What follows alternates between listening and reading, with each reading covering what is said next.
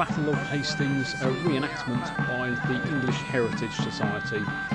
So today's event has got around about 300 people reenacting the actual events. So let's have a go. I love fancy league going. I haven't looked at the first week. Right.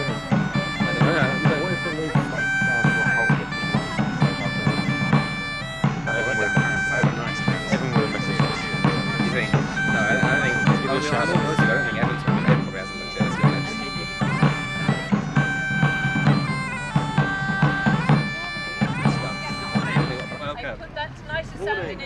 Morning. He's also quite quiet, so. And we're going to take the heart.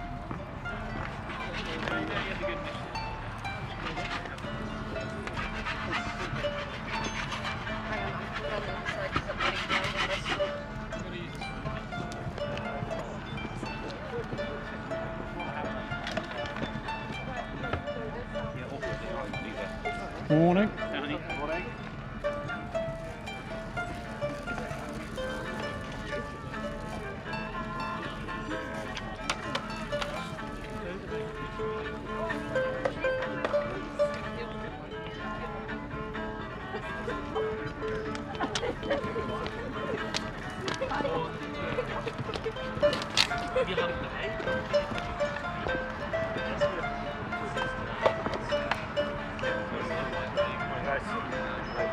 Morning.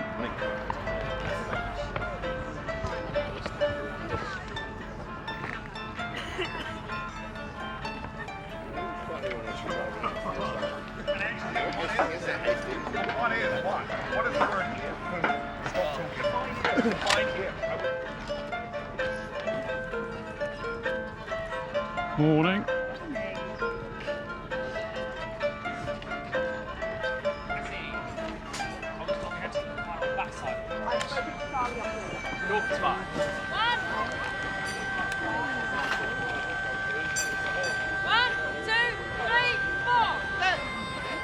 Wait, feel stiff. Okay, you know you can.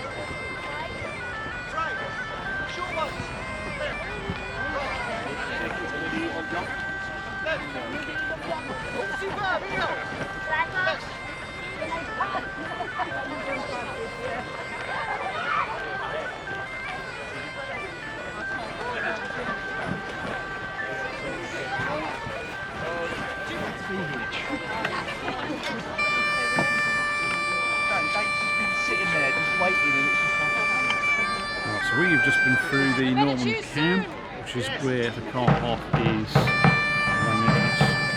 Over there is the Saxon camp. We've got the battleground in the middle there, and all the other stalls there. And people talking to a statue.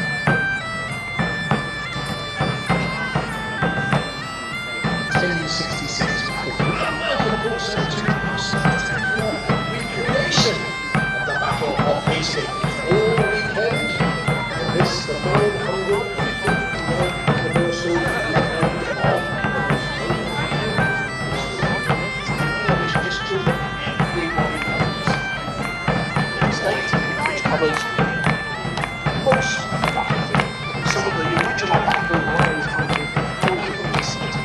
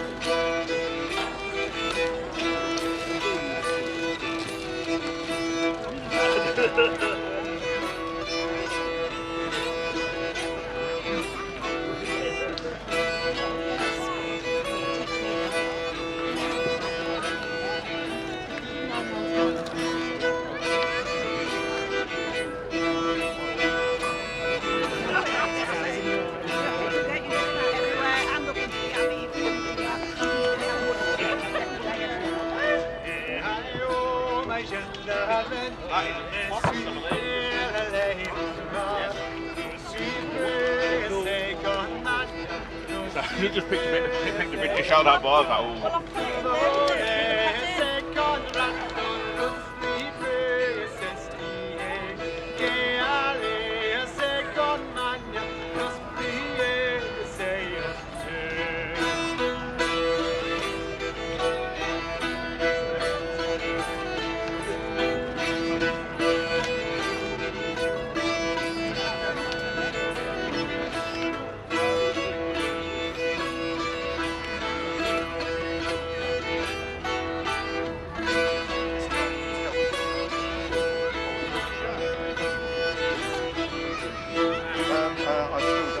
Morning.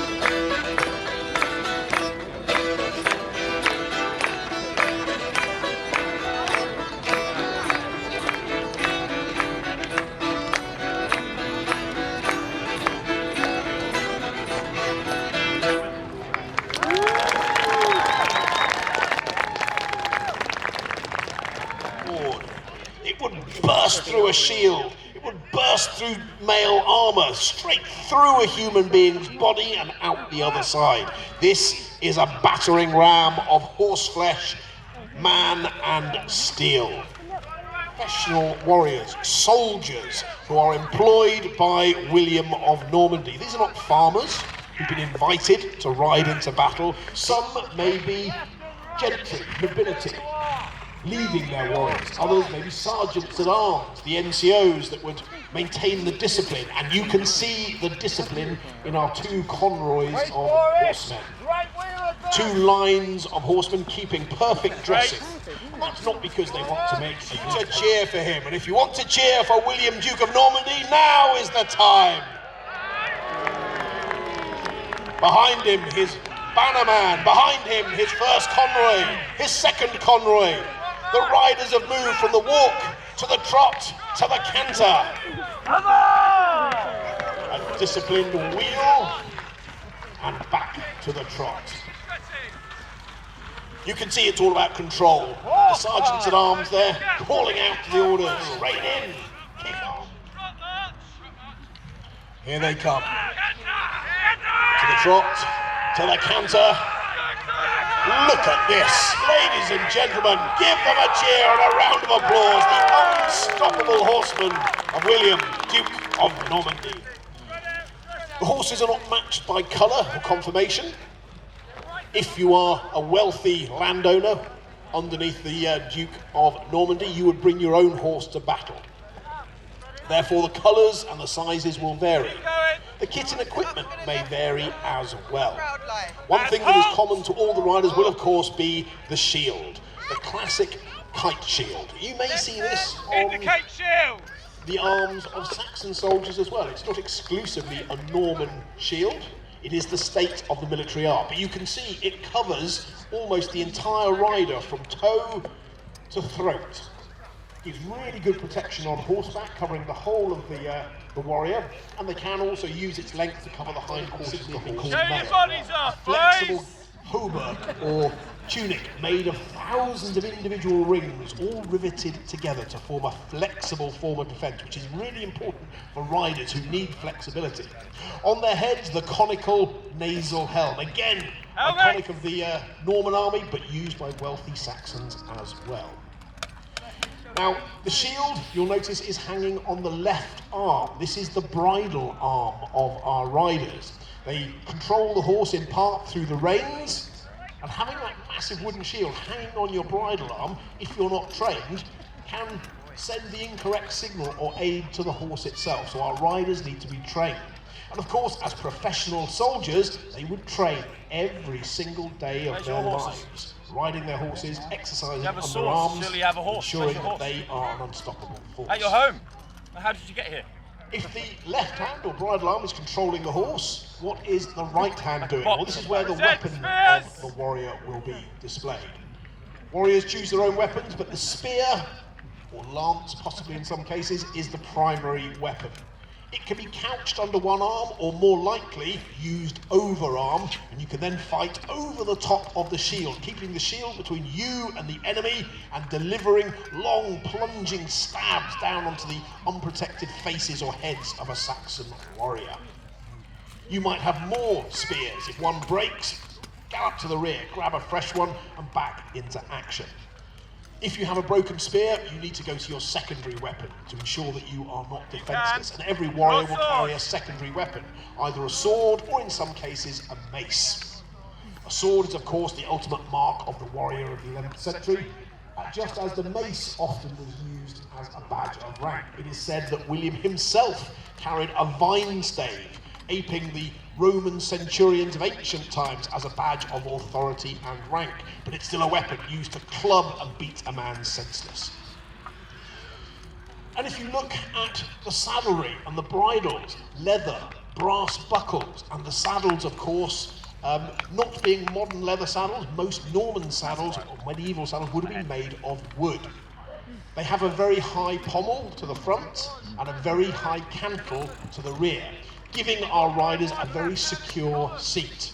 Imagine if you're galloping at 25 or 30 miles an hour, you've got your spear tucked under your arm, you crash into the Saxon shield wall, that impact could send you skidding off the back of your horse if you haven't got a high cantle to keep you on.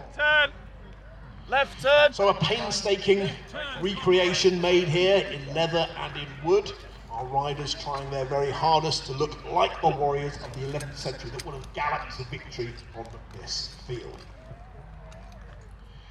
Some of the individual NCOs, some of the sergeants at arms, are carrying their own guidons, and again, those colours, those flags, those pennons are rallying points. In the press and swirl of the melee when you're on horseback, you could get split up from your convoy. Where is the sergeant? Where is my lord? There he is with the small red pennon. Reform on him. Charge lengthways across the spear, possibly first. Duke William is his own man. Horses travel up the walk, serrying the ranks and file, making sure they're all knee to knee, and pushing things up a gear into the trot, then into the canter, and finally, charge! Ladies and gentlemen, here on this side, I give you Duke William and the Norman Cavalry. Double-barreled by a horse that can kill. Here they come. A second and final charge. Ladies and gentlemen, will you stand? Will you stand? Will you stand? Here they come! And like the consummate professionals they are, they rein in. Once again, I give you Duke William and the horse. That was an amazing sight. I think it's time to take our horses back for a well-earned drink, maybe the odd carrot or two, because they will have to be on their top performance at 3 o'clock. So as our two swords with axe, we will see all of those weapons in action. Like the warriors on horseback, you can see many carry kite-shaped shields, what we think of as the Norman icon, but is in fact just simply the state of the military art. If you were a wealthy Saxon, you'd give yourself a kite-shaped shield too. And what we think of sometimes as the Norman nasal bar conical helmet, again, all of these soldiers, Saxon or Norman, are wearing those atop their heads. Some will wear mail. These are better equipped and better resourced. They're either richer or they were indeed for chopping a head off. It's not the primary weapon on the battlefield. It might be used as a weapon of last resort or to dispatch a fallen foe. But every warrior needs to use them. So, find yourselves a foeman and have at ye. This is close-up combat. This is street fighting. This is bandit versus merchant. This is soldier versus soldier. Get in there. It's hard. It's close-up. You can smell the garlic on your opponent's breath. Sometimes it's over in seconds. Other times, with the professional warriors, they are fencing and dancing. Either way, cheer for the champion closest to you. And when one goes down, the champion will move on to find a second and a third and a fourth opponent until there is but one left standing.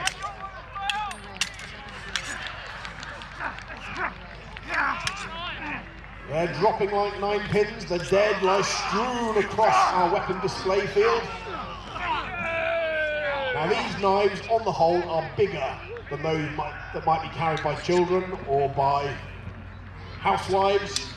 As I said, every person in 11th century England, as long as you were a free person, slaves, I'm afraid, didn't get to hold knives. Yes, Anglo-Saxon England was a slave-holding society, but every free person would have a knife. The main difference is they are slung horizontally from the belt, not vertically as they traditionally are today in the modern 21st century. Who are you going to cheer for? Come on, Blue! Pick a colour. Is it red versus white? Is it blue versus green? Oh, they're on the ground. It's literally hand in hand, hand to hand. Yeah! Closest to us, it seems they've killed each other. Do we have any knife fighters left? Where is the victor? A spear can be used two-handed. So you can use the pointy end, you can use the butt end, you can use the shaft and the quarterstaff. Or you can use it one-handed with a shield. So our warriors are letting rip once more. Some are choosing 2 hands, some are choosing 1 hand. You can fight with it overarm, you can fight with it underarm.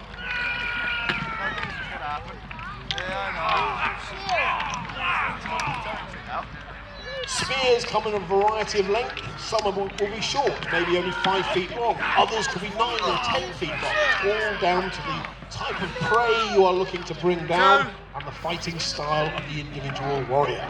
I don't want to, I like you. Now we have plenty of warriors fighting without shields, 2-handed on the spear. We'll see if they survive against the shield warriors. It seems as though the shield warrior will have the advantage, better defence, but they can't stab quite so hard with just a 1-handed blow.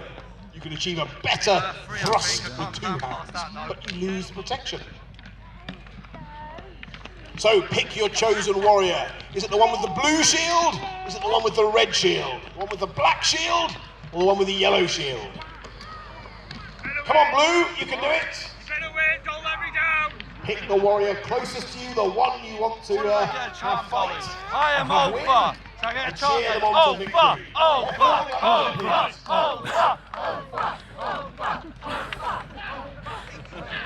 We're down to our last half dozen. I think they've all got shields bar one. Maybe the shield is the advantage in this fight.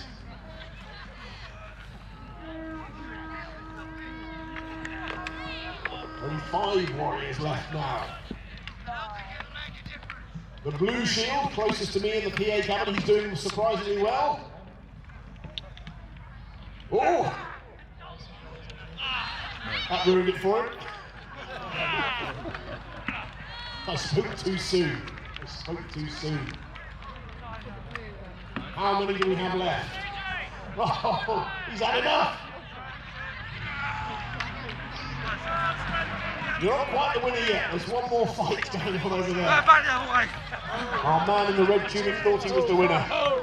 Another fight, maybe he still will be. 4 warriors left now.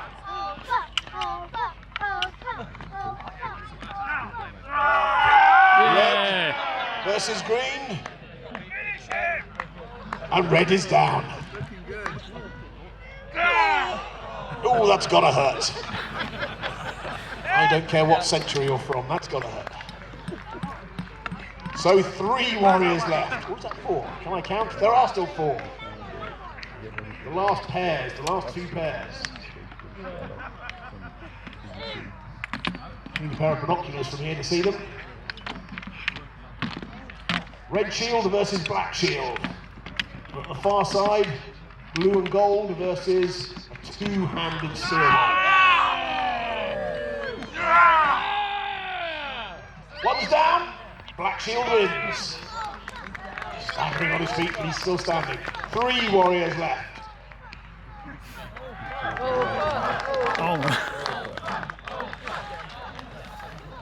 Come on, give him a cheer. Who's it going to be? Who's it going to be?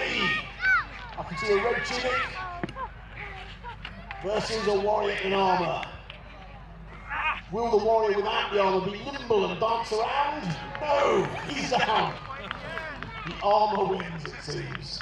2 spearmen left. This is it. Just like Highlander. There can be only one.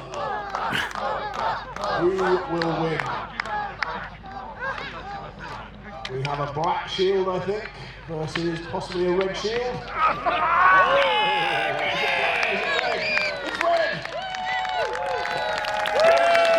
Champion of the spear.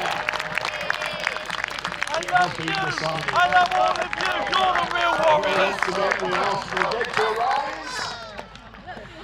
Give it a round of applause, Terra. Some of them even have a hooked blade, so you can hook a shield and yank it to one side to leave an enemy defenceless. And now things get noisier. You hear the thunk of metal on wood. You can see the shields have a metal boss for the most part in the centre. That's where the bearer's hand is on the other side, so you cover that in metal because that's the most vulnerable part. These axes can chop wooden shields into kindling. Quite swiftly, the warriors go down. And I am seeing some hooking here, some hooking of shields. It takes a trained warrior to do that. You could possibly even hook the back of a leg, yank somebody off their feet.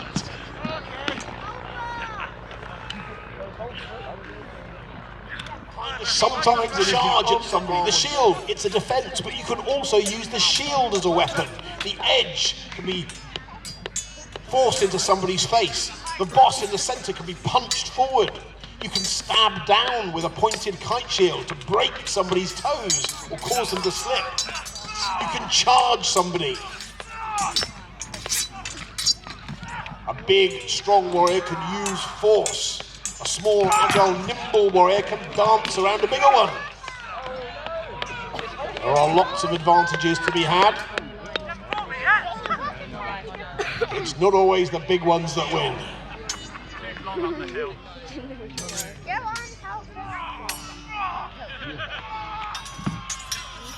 Blue shield has beaten the green tunic.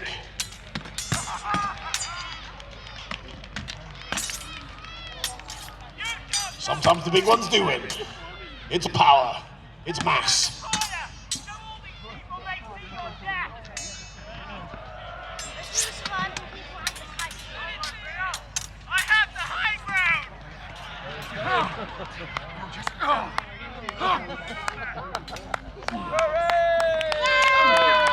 In the centre, another warrior falls. Will be in the final because the other two warriors, we have a red cross on a blue background.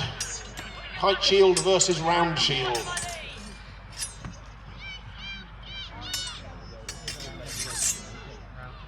Red versus plum.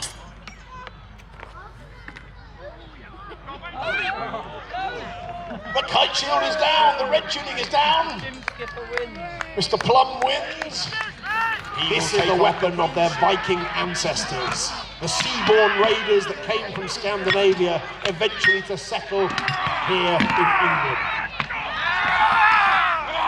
The Axemen are taking on 1, 2, even 3 warriors at a time. This weapon truly will make kindling of a wooden shield and chop it to pieces. Huge, heavy, two-handed blows, knocking warriors off their feet. The only way you can defeat a Dane axeman is through numbers, swamping them with 2, 3, 4, 5, 10 warriors. Then you might get behind them.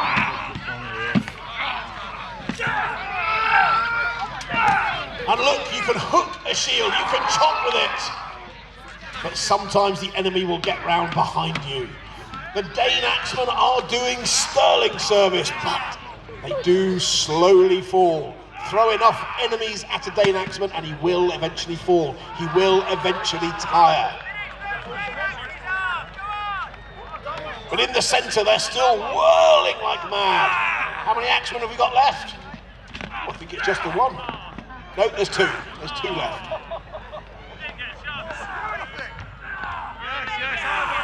On the high ground, they pull shield wall first. They may even attempt to intimidate their opponents by beating upon their shields, creating noise, a psychological weapon to try and make the enemy run away, chill their heart. The 2 sides close. Steady, steady, steady, stick together, shield wall. They close. 10 feet, 5 feet, and they're in! Kicking and hewing, stabbing and thrusting.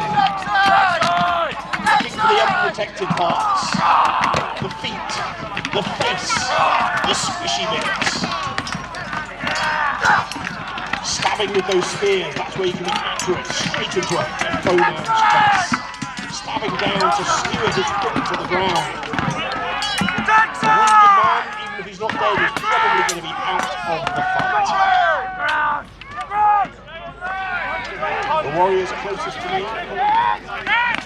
questioning your opponent's bravery or paternity. Here they come, they march forward again. They're almost there, and they close. You can hear the crash of axe on shield, of sword on sword. On the flank, sometimes the fighting in the shield wall breaks up. If they overcome their foeman or they try to seek advantage by peeling around the back of a shield wall, the shield wall in turn is broken into 2 fights. A larger one and a smaller one. It's hard to tell friend from foe.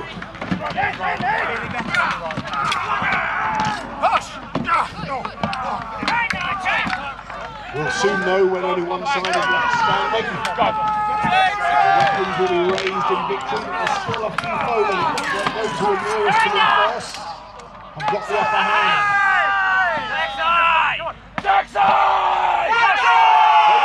Victory! A round of applause for Hutton. The noise builds. The tension mounts. And they step off. Here they come. Here they come. Here they come. Charge! Ladies and gentlemen, I give you the Warriors of 1066. Well, good afternoon once again, ladies and gentlemen, boys and girls. And if you've just joined us, then on behalf of English Heritage, welcome to Battle Abbey. Welcome not only to the 1066 battlefield, but also See, we're 100 miles across the English Channel. But William, Duke of Normandy, whilst he owes fealty to the King of France, is not French. The Normans themselves. Norman is a corruption of Northman. They are ancestors of the Vikings. And they plan to take ship once more, just as their Viking ancestors has done. So let's hear William's claim to the throne of England.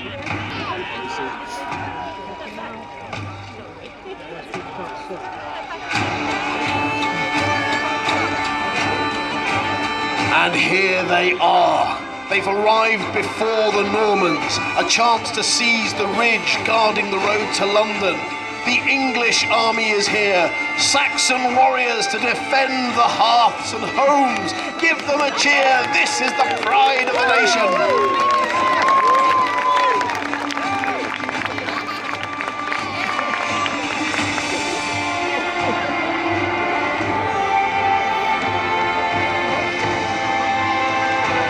You see the banners, the huskars, the fieldsmen,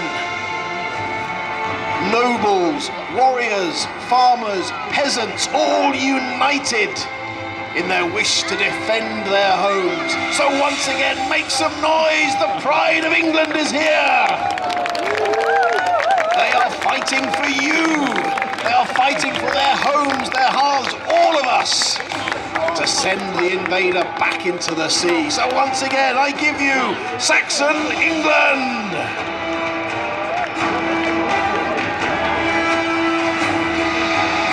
And still they come pouring onto the battlefield by their hundreds, even in their thousands. The banners fly in the wind. Swordsmen, spearmen, axemen, bowmen, slingers, a vast arsenal and a mighty host here to face the Normans, who are not yet visible. Where are they? Somewhere in the hills between here and the sea.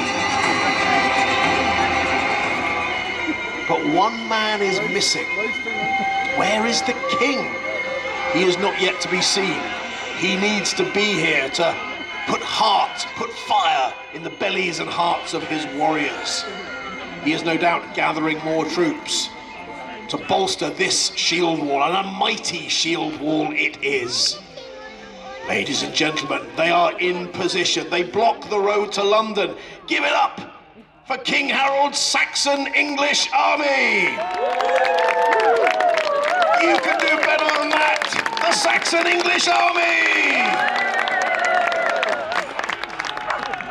The king will now address his troops to stir them and remind them why they are here.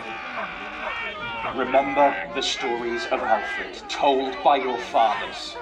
This land has a spirit that could not be subdued by the Danes, was not broken by Hardrada, and will not be humbled by this cutthroat William the Bastard. You are gathered here today from all over our land. You fight today for your families and your homes, but most of all for your freedom. The man you face today is a cruel and vicious... Not at the top of the hill, but at the bottom of the hill. They don't look English to me. The invader has arrived. The first of the foreign foes from across the channel are here. An army of Normans, Bretons, Flemings, Frenchmen and more. Under the command of William, Duke of Normandy, the Norman army comes into view. And William, Duke of Normandy, the man who would be King of England, is at their head. He too will issue a speech to his troops to put fire into their bellies, for they must march up this hill. Here they come, they clash! Sword versus sword. Taillefer looks to have the advantage. The Saxon is bent under the blows from Taillefer's sword. His horse is dancing around like lightning, like quicksilver. But what's this? More English warriors come forward. That's hardly fair. Well, a win is a win, they say. Taillefer is beating them off. He's fighting left and right, hacking and hewing, but what's this? Taillefer has been unhorsed. He's been pulled to the ground and put to death. Ladies and gentlemen, if you're of Norman persuasion, then boo this act. If you're of Saxon persuasion, then cheer first blood to King Harold's forces! This proves God's blessing on our endeavour. So, William unleashes his archers, a hail of arrows falling on, or near anyway, to the English army. And the Norman warriors step off, hundreds upon hundreds of warriors, their own banners and brightly coloured shields making a gay display on the field. One that will, however, become grisly when the swords begin to flash and the blood begins to flow. And battle is joined! On both flanks, just the centre to fill in now. The warriors are hacking and hewing, slicing and dicing, thrusting and cutting. Put heart into your warriors, cheer now to make their sword arms stronger. Come on, make some noise! The Saxons are not giving ground. The Normans are pushing hard, but cannot make any impression on the shield wall.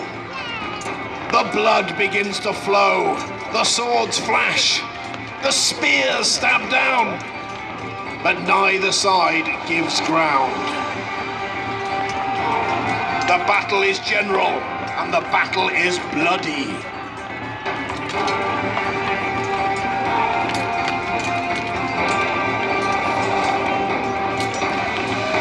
Come on, ladies and gentlemen, cheer your chosen side, wave those flags!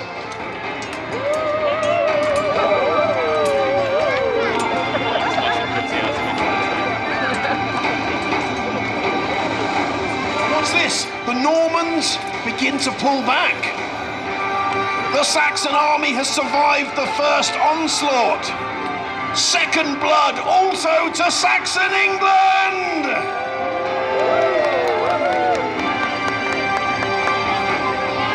They have held the line, they have held the road, they have held England safe, Gallop. Here they come, taking position in front of the infantry. Each horseman wheels into line with the discipline and the control that is the hallmark of William's professional and personal troops. As they peel in, they spur on, they approach. Lances levelled. And they're in! Will they find a chink in the armour? Will they find a gap in the shield wall? Heavy horsemen, heavy warriors, heavy weaponry. Well, the first attack has not found a hole, but don't give up. They come on again. It's a brave sight. Speed and dash. The horses' steel-shod hooves thumping on the turf, causing the very ground to shake. But it seems as though even these horsemen cannot find a gap in the shield wall. Shoulder to shoulder.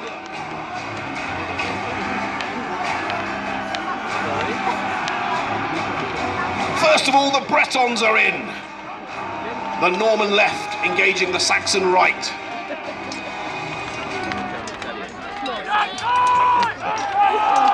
The Bretons are taking the full weight of the Saxon shield wall. Hurry, Normans, hurry! In the centre, engage, engage!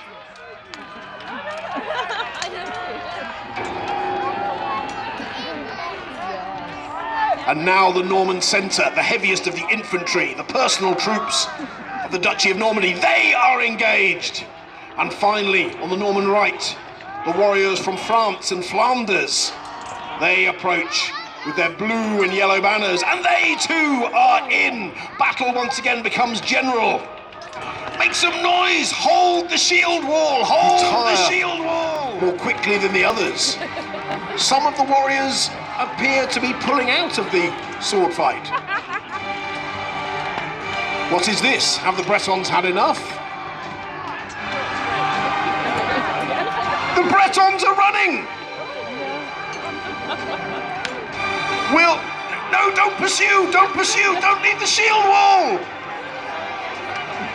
This is a moment of crisis. A third of his army is retreating.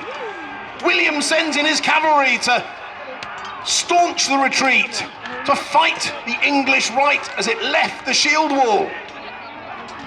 There is now one fight at the top of Senlac Ridge and a smaller fight halfway down. The English are not retreating. William needs to send in all of his horsemen. In fact, William will need to personally lead his horsemen in to stem this retreat on his left. William flank is personally engaged. I can see his club raising up and down. It's a moment of danger. The Duke himself is in action. A stray sword thrust or a stray blow from an axe or spear could turn the course of history. Saxon warriors advance on Duke William. They're seizing his bridle. His warriors attempt to defend him. This is a moment of crisis and danger for the Duke.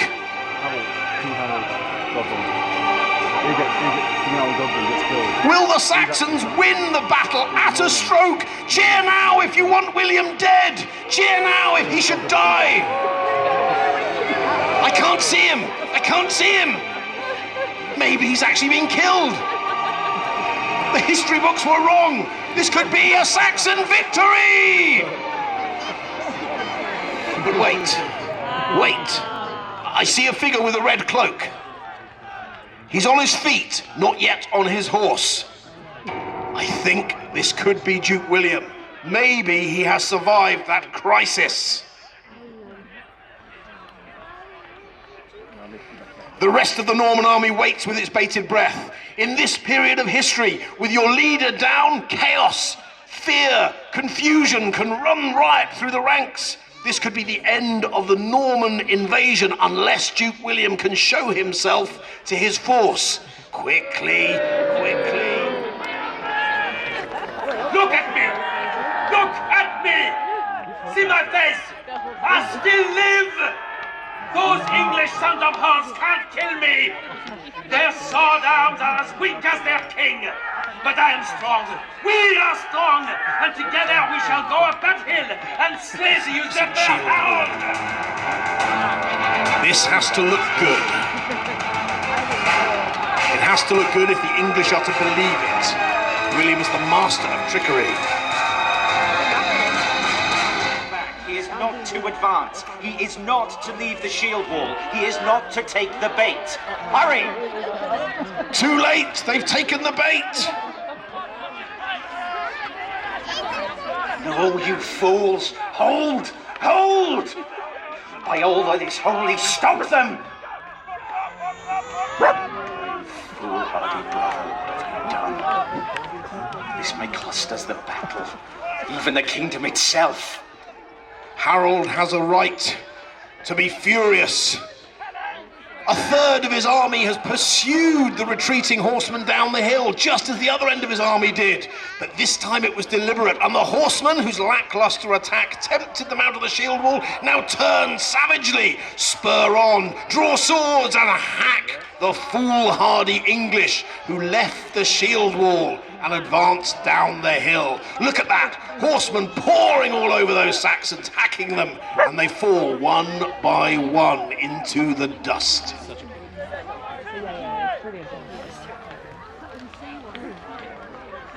Just one or two foolhardy warriors left. They too will succumb and fall to Norman spears and Norman swords.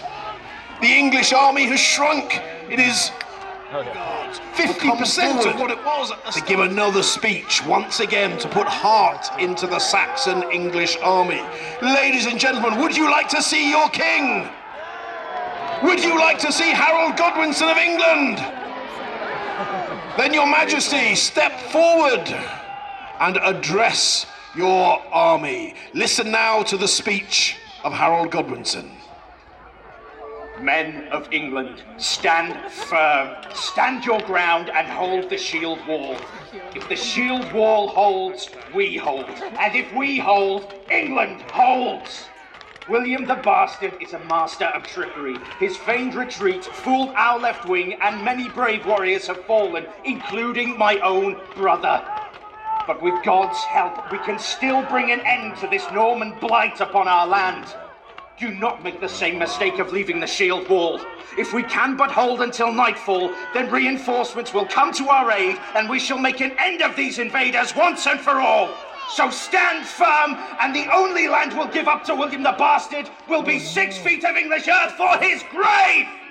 Brave words! Cheer the King of England! What a speech! If an arrow flew, I think William saw it too. An arrow! He's hit!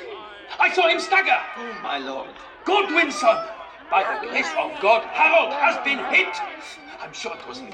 By the blood of Christ, my archers The finest warriors in England. They will sell their lives dearly before they give up King Harold. So cheer the Huscarls, cheer the Hearthguard protecting King Harold.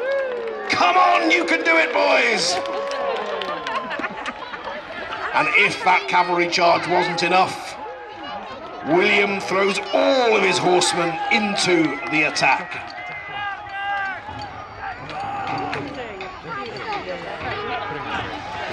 This is your last chance to cheer. Saxon England's hopes may rest on your cheers, ladies and gentlemen, boys and girls. So make some noise for the fallen king. We could yet still win this.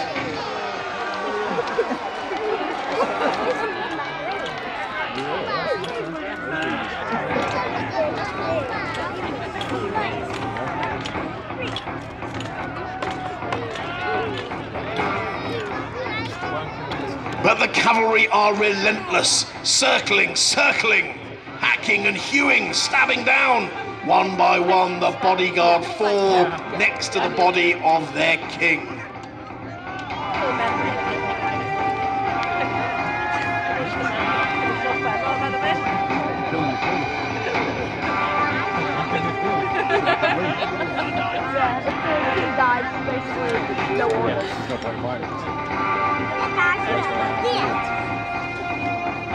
And it seems as though William's cavalry have done the job. The fighting man of Wessex, the blood red and white banner is in Norman hands. They've seized it from the Huscarls and it is now paraded. And at the same time, the Norman infantry come up to finish the job. A handful of survivors in the shield wall are all that is left between the Normans and victory. So on they come.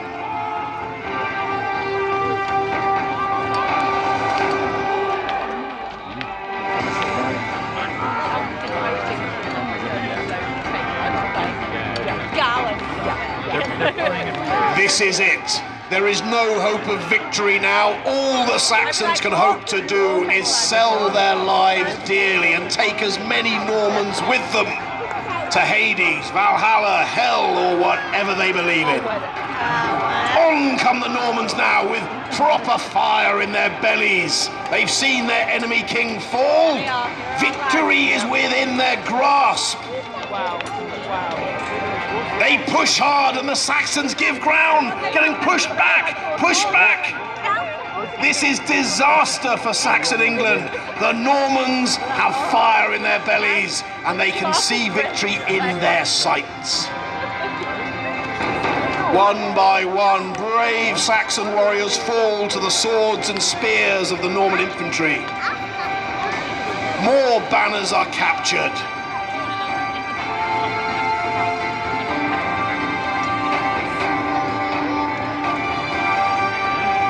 Is there still a Saxon left alive? Just a handful.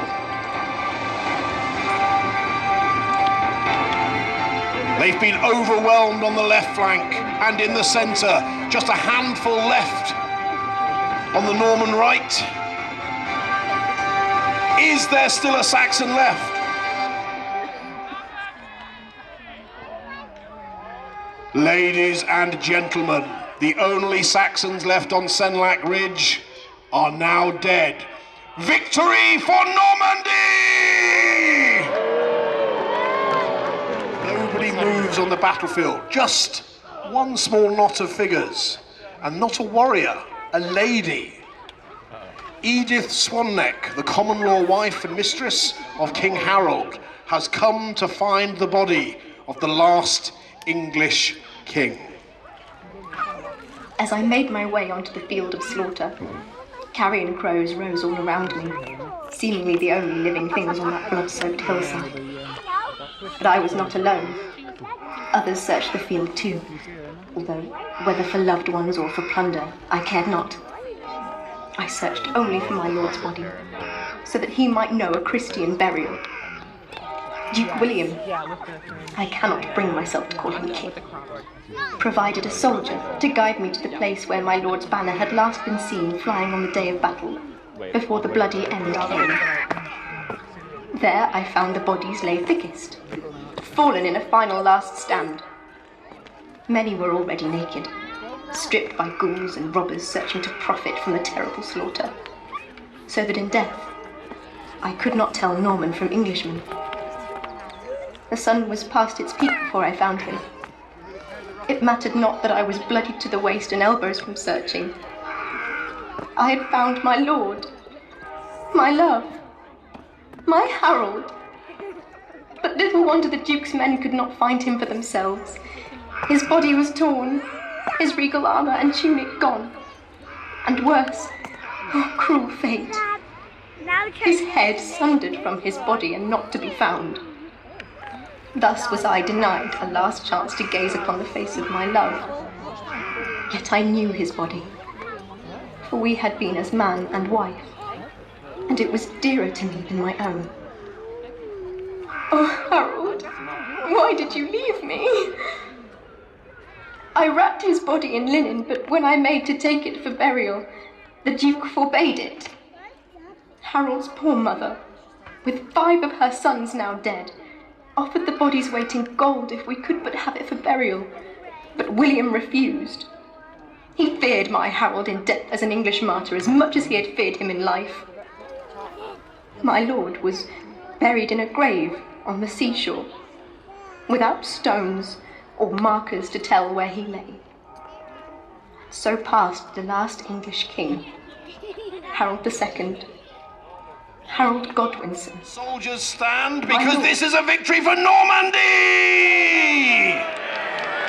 Normandy! The Norman army now has to march on to London.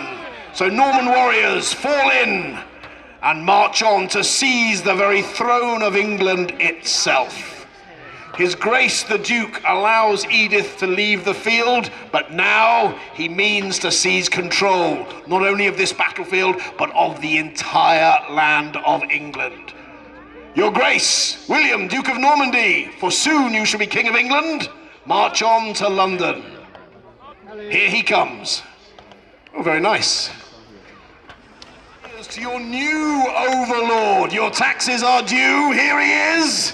William, King of England!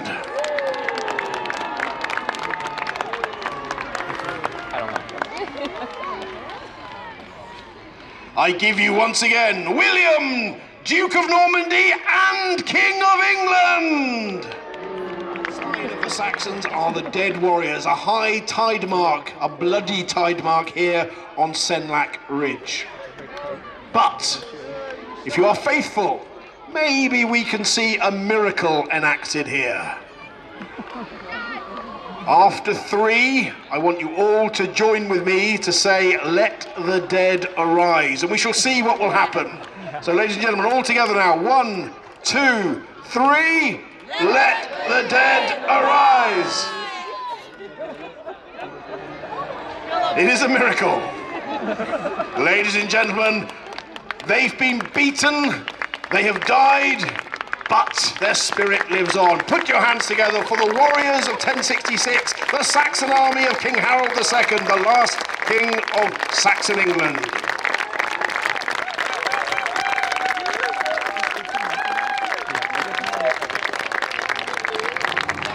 And as the Saxon warriors brush off the grass, wipe off the blood, they too reform their battles and we'll parade for you once again. Who knows, maybe things will be different tomorrow as we do it all over again. So do tell friends and family, sign up as a member of English Heritage today, and you can return tomorrow, and maybe, just maybe, this time it will be a Saxon victory.